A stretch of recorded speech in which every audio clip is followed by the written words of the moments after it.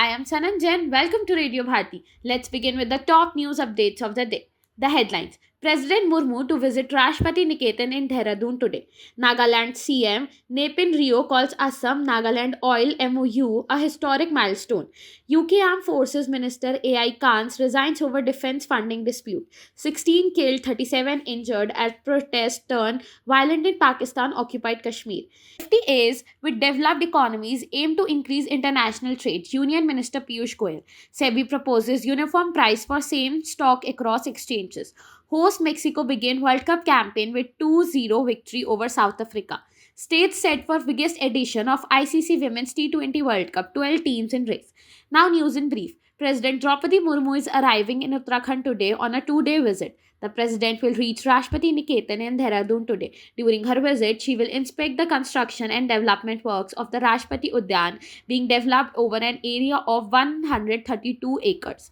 Nagaland Chief Minister Nepin Rio has termed the signing of the Tripet MOU for mineral oil operations in Assam-Nagaland boundary areas as a historic milestone.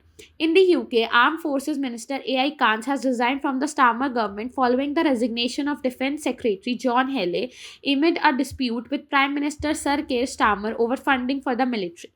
In Pakistan occupied Kashmir, 16 people have been killed and 37 others wounded as the Pakistani army opened fire from AK 47 rifles on thousands of unarmed protesters on Ideh ground. Commerce and Industry Minister Piyush Goyal has said that India's free trade agreements with developed economies are aimed at supporting growth, attracting investments, promoting innovation, creating jobs, and increasing the country's participation in international trade.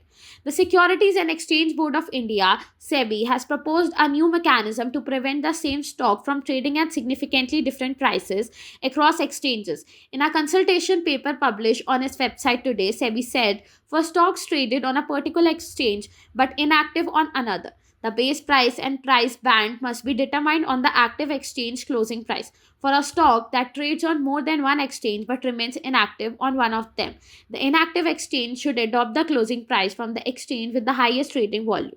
FIFA World Cup 2026 kicked off in Mexico City after a grand opening ceremony last night.